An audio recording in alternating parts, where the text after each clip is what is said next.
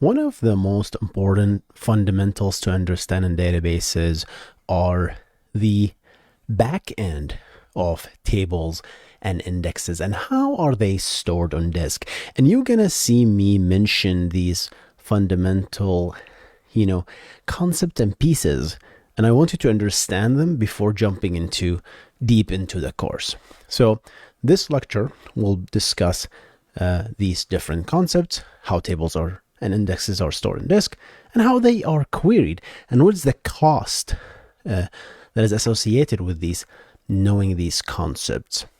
Let's jump into it. So here's all the storage concepts, and not really just storage, it's just the operations that are performed on the storage itself. So we're going to discuss what is a table. From a logical point of view, we're going to discuss the row ID concept, the unique identifier of the row. We're going to discuss what is a page. We're going to discuss what's an IO, a heap, index data structure, B trees, and finally, we're going to give you an example of how a query performs on the heap versus an index. Let's jump into it. So we have here a beautiful table with a bunch of columns, right? And so these are the actual fields, the columns, and this is a row. Obviously, you might say that I work with databases that don't have rows, they have documents. It's the same concept.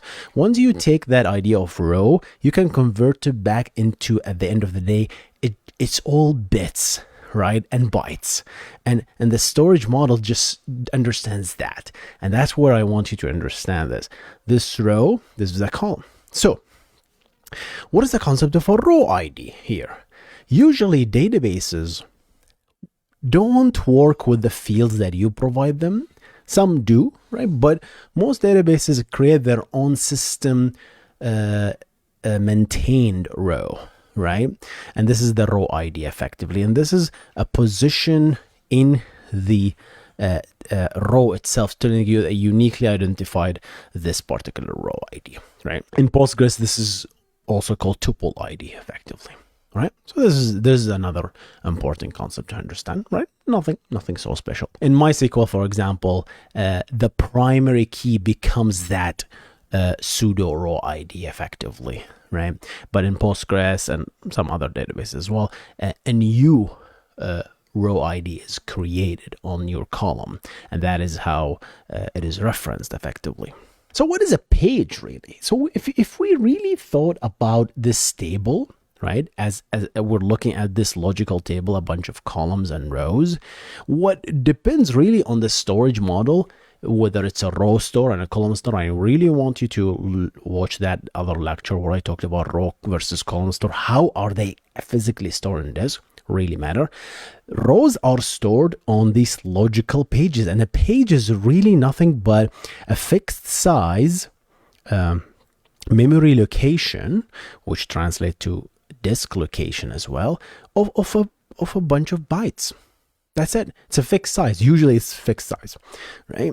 And then you can put the row in the page. So technically a page can fit many rows.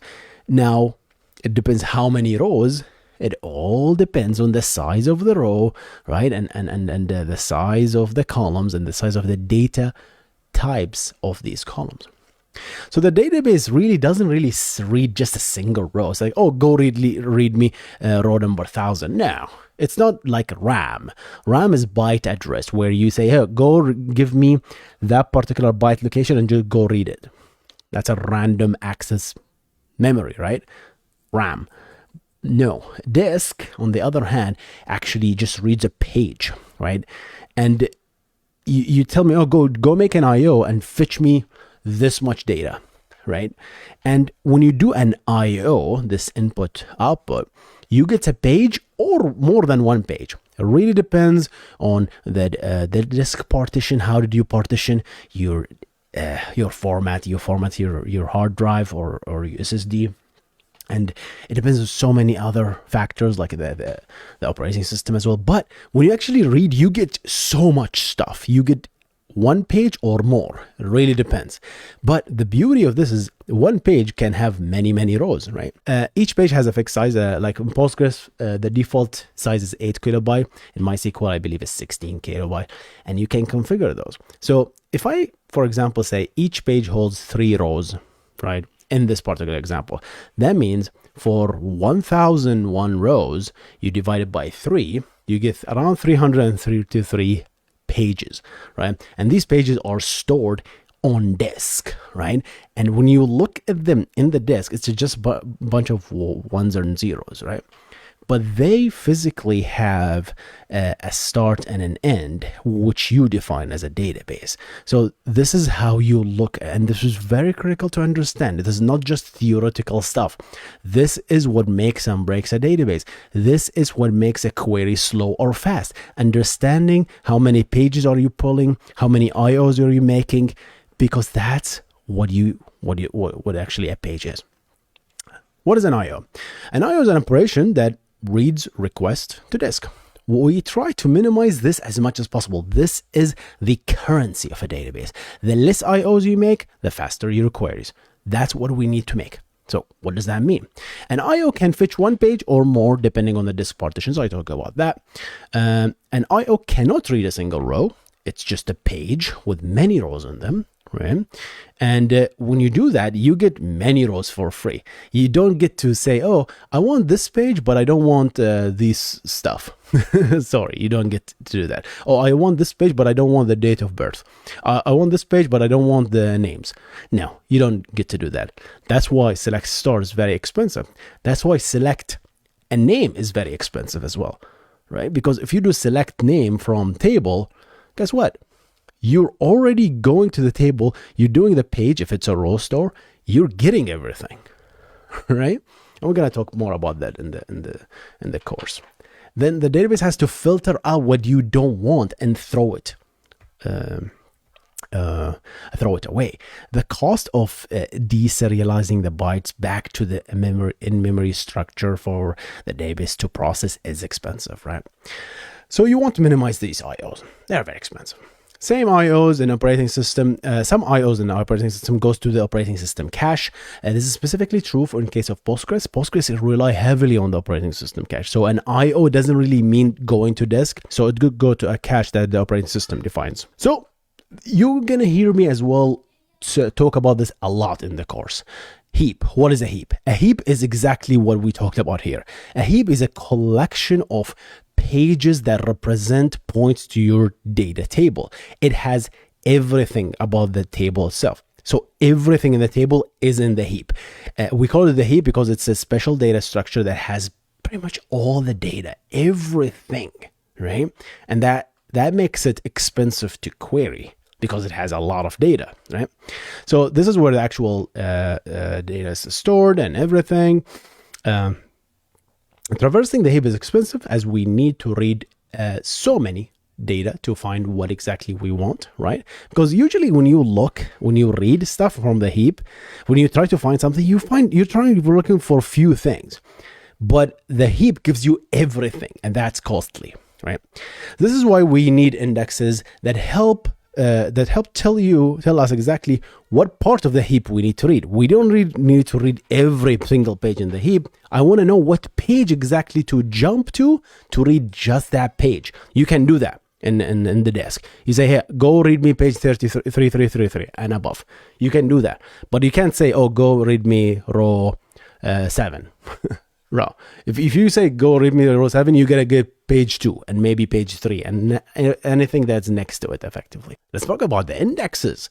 An index is nothing but another data structure. No magic. It's just a bunch of other data structure that helps you pinpoint exactly where to go into the heap so you can fetch the information in an efficient manner. So an index is another data structure separate from the heap and has pointers to the heap, right? And these pointers is just literally numbers that point to the row ID that we talked about. And the row ID has more metadata about the page in the heap that we need to pull.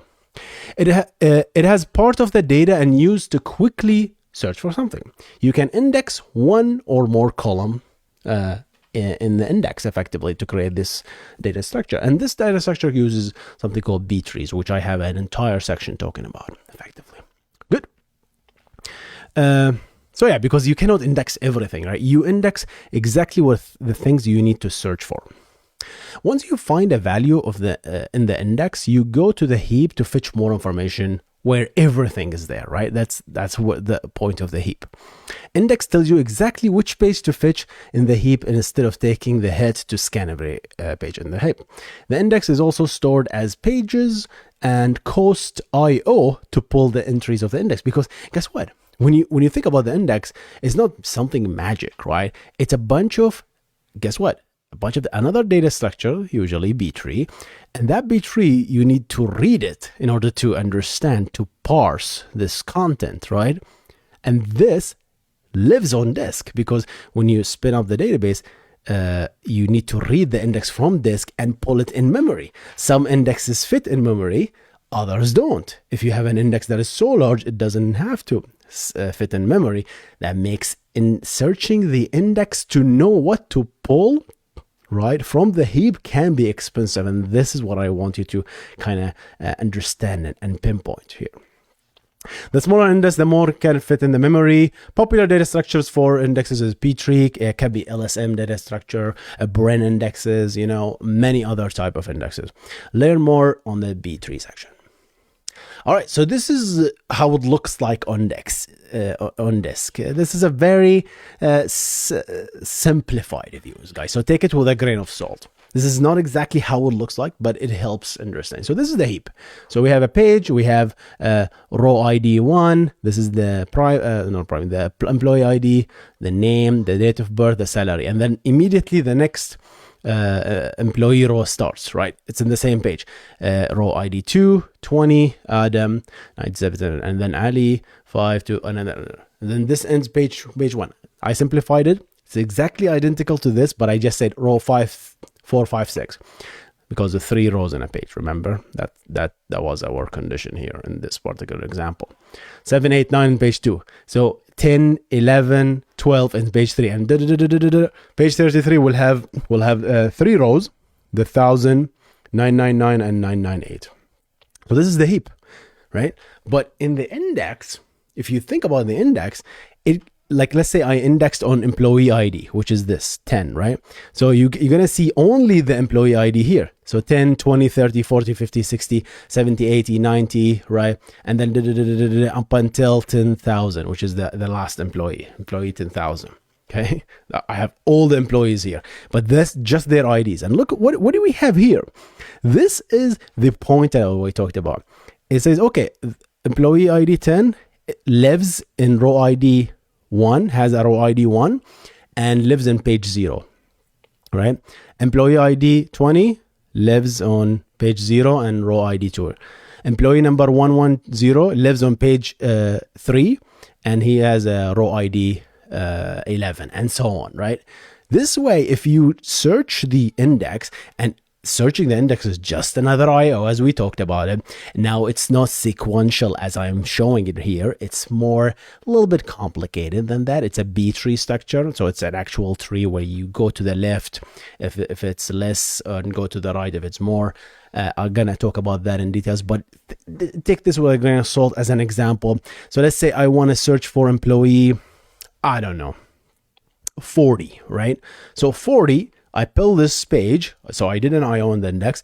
Oh, I found for employee 40, but hey, wait a second. I don't want employee 40, I want their name, for example, or their salary. Oh, you need to go to the heap. What do? How do I know which page to go to the heap? Well, employee 40 have his row ID 4, and it's page 1. So immediately you do another IO on the heap, says, oh, give me page 4, page 1, and give me row ID 4. So you go to the row ID 4, you discard 5 and 6, because guess what? You did an IO, you got 5 and 6. You cannot escape that. Well, that IO gave you all the stuff, right? And you give you 5 and 6 and their birthday. You got the salary of 6. You get the date of birth of 6. You get their name of 6. You get all the stuff, but you only pick exactly what you want from 4, effectively, right? And the database does all this magic behind the scene. So think about just that. So this is much more efficient, right? If this query is fast, and if this query is fast. If you're asking for more, it's gonna do more jumps here, right? So let's take an example. So let's say I don't have an index. I only have a heap. And I want to do a select star from employee table where employee ID equals 10,000. Well, in this case, guess what? Employee ID doesn't have an index, right? So what do? Well, I don't have a choice. I have to go query page 0. How many rows do we have? We have row ID 1, which is 10, 20, and 30. Employee ID 10, employee ID 20, employee ID 30. Oh, none. Discard the page. Go to the next page. Page 1. 4, 5, 6. Nope. 7, 8, 9. Nope. Up until you doing fetching all these pages. This is so expensive. Some databases does parallel threading, multiprocessing to kind of walk this structure from by using multiple threads from down and bottom, from down to top, and in parallel to scan. But in general, it is expensive because the last page happened to be the one that have employee 10,000. So we did a lot of queries to fetch that. So that's without an index. Let's do it with an index. So now the query with the index, in this case, we're going to query employee ID 10,000. And here's where the B-tree query actually takes place. And it goes through a tree until we find exactly the page that we need to look at. And the moment we find the page in the index, oh, this is page N, we go to the page and then we find that exactly employee 10,000, right? And this is row ID 1000 and it's page 333. So once I got that tuple, that information, now I go to the heap and they say, okay, go page 333 and pull row 10,000 and return it to the user. So immediately we know which page to pull, and immediately we get all the information. And then finally, I have some notes here that I just added so we can discuss and in this lecture. Sometimes the heap table can be organized around the single index. Right, so we did show that index is a separate data structure from the heap, but sometimes the heap, as you saw in this lecture, is not really organized. It's not ordered, right? But the heap can be ordered around the index, and in that case, it's called a cluster index. And I talk about it in this lecture as well, in this course, sorry. And it's also called the Oracle terminology is called IOT, or it's called Index Organized Table, IOT, right? So I just fixed it.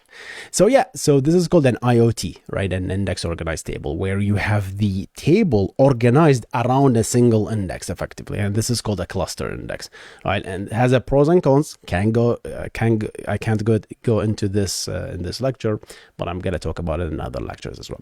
Primary key is usually what is called a primary as a cluster index, unless otherwise specified. And whenever you hear the term primary key, that means it's a cluster index usually, unless it's Postgres. Postgres primary keys is just a secondary key, right? So MySQL and InnoDB always have a primary key. It's always have a clustered index. So if you define a primary key, the table will be organized around that index. So be very careful about what data type you pick.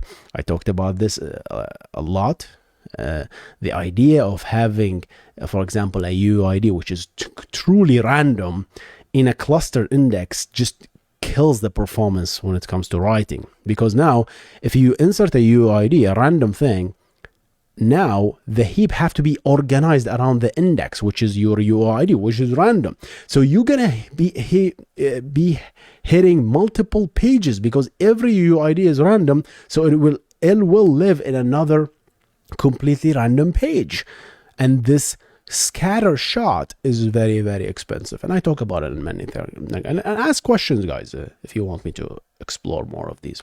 Postgres have only secondary indexes, and all indexes point directly to the row ID, which lives in the heap. So this is different than the primary key, right? So in case of, if you have a primary key where you have a clustered index, the primary key itself is a kind of almost like a user defined field, right?